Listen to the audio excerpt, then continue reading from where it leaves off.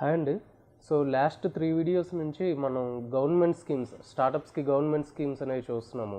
ఒకవేళ మీరు ఆ వీడియోస్ మిస్ అయ్యి ఉంటే కనుక మా ఫేస్బుక్ పేజ్ అట్లనే యూట్యూబ్ ఛానల్ youtube.com/స్మార్ట్ తెలుగులో చూడండి. లాస్ట్ వీక్ మనం దాంట్లో Pradhan Mantri employment generation programme గురించి చూసాం. సో ఈ వీక్ స్టాండప్ ఇండియా అనే స్కీమ్ ద్వారా స్టార్టప్స్ ఎలా లోన్ తెచ్చుకోవచ్చు అనే ఇన్ఫర్మేషన్ మనం గిరి గారితో కలిసి చూద్దాం. హాయ్ ఫ్రెండ్స్, నా పేరు రవికిరణ్, మీరు చూస్తున్న స్మార్ట్ తెలుగు ఛానల్.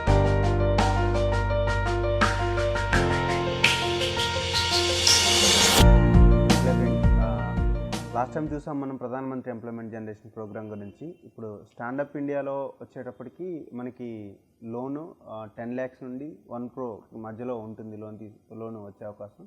అయితే స్టాండప్ ఇండియాకి ఎప్పుడు వెళ్ళాలి, ఎలా వెళ్ళాలి అని ఇప్పుడు నేను చెప్తాను. స్టాండప్ ఇండియాలో ఒకటి ఇనీషియల్గా మనం కంపెనీ స్టార్ట్ చేసిన వెంటనే మాత్రం స్టాండప్ ఇండియాకి వెళ్ళొచ్చండి. బట్ నేనైతే సజెస్ట్ చేయను దానికి వెళ్ళాలి అనేది. ఎందుకంటే స్టాండప్ ఇండియాలో కొంచెం పెద్ద మొత్తంలో మనీ ఇస్తారు.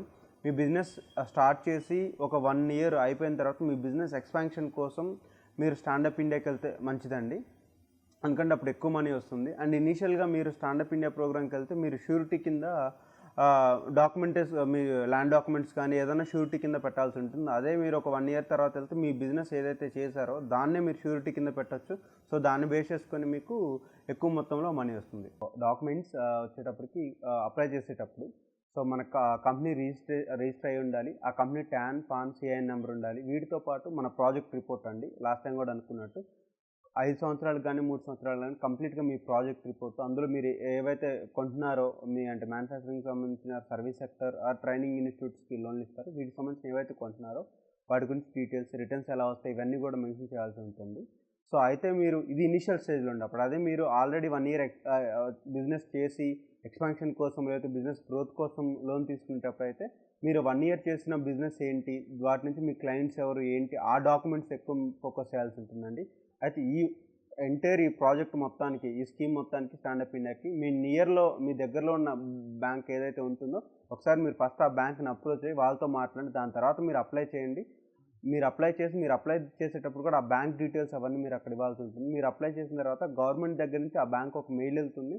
ఆ మెయిల్ వెళ్ళిన తర్వాత బ్యాంక్ వాళ్ళు మిమ్మల్ని కాంటాక్ట్ అవుతారు. ఆ తర్వాత వాళ్ళు వచ్చి వెరిఫై చేసి ఎంక్వైరీ చేసి మీకు లోన్ ఇస్తారండి.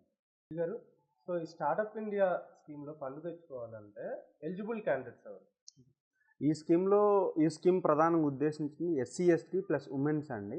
ఎవరైతే కంపెనీ రిజిస్టర్ చేసుకుంటున్నారో ఓసీలు కానీ లేకపోతే బీసీలు ఎవరైనా రిజిస్టర్ చేసుకుంటే ఆ టీంలో ఉమెన్ ఉంటే వాళ్ళ పేరు మీద 51% ఆ కంపెనీలో షేర్స్ ఉండాలండి. అదర్వైజ్ SC/STలకి లోన్ ఇస్తారండి. సో అసలు ప్రాజెక్ట్ టోటల్ వాల్యూలో మనకి ఎంతవరకు లోన్ వచ్చే అవకాశం ఉంది? ప్రాజెక్టు మీ ఎస్టిమేషన్ ₹1,00,00,000 వరకు ఉంటే అందులో 75% వచ్చే అవకాశం ఉంటుందండి. సో మీరు ఎంత కావాలనేది ప్లాన్ చేసుకొని దాన్ని బట్టి దాంట్లో 75% మీకు లోన్ వస్తుంది అనేది మీరు ప్లాన్ చేసుకుంటే బాగుంటుంది. ఇంట్రెస్ట్ రేట్ ఎలా ఉంటుంది? జనరల్ ఇంట్రెస్ట్ రేట్ అండి. మోస్ట్లీ MCLR ప్లస్ ఒక 3% ఉంటుంది. అంటే అరౌండ్ 13%, అంటే ₹1.90 మధ్యలో ఉంటుందండి. 90 పైసలు. ఇప్పుడు ఈ స్టాండప్ ఇండియా ఫండ్ కోసం అంటే ఏ బ్యాంక్స్ అప్రోచ్ అవ్వచ్చు? సో ఇండియాలో ఉన్న ఆల్ షెడ్యూల్ కమర్షియల్ బ్యాంక్స్ అన్నీ ఎలిజిబుల్ అండి దీనికి.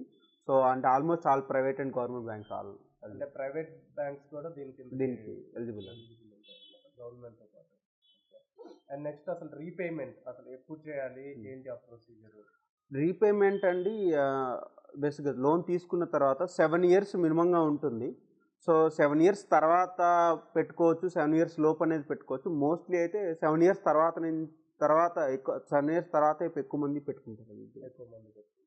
సో కంపెనీ ఒకసారి స్టాండప్ ఇండియా ఫండ్ లోన్ తీసుకుంది తర్వాత కొన్నేళ్ల తర్వాత మళ్ళీ తీసుకునే అవకాశం ఉందా కంపెనీకి? ఒక్కసారి స్టాండప్ ఇండియా కింద మీరు అప్లై చేసిన తర్వాత ఒక కంపెనీ ఒకసారి తీసుకోవాల్సిన అవకాశం ఉంటుంది.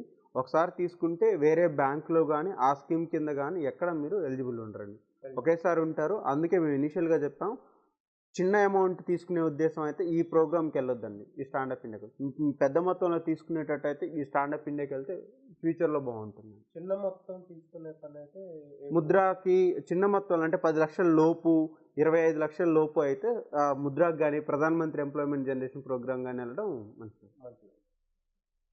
ఓకే, థ్యాంక్స్ గారు. సో ఇదండి, అంటే స్టార్టప్ ఇండియా గురించి ఒక బేసిక్ ఇన్ఫర్మేషన్.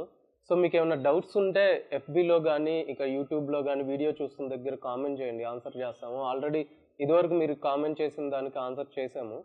సో అలానే ఈ వీడియోని ఫేస్బుక్లో లైక్ చేయండి, షేర్ చేయండి. మా యూట్యూబ్ ఛానల్ youtube.com/smart teluguని సబ్స్క్రైబ్ చేయండి.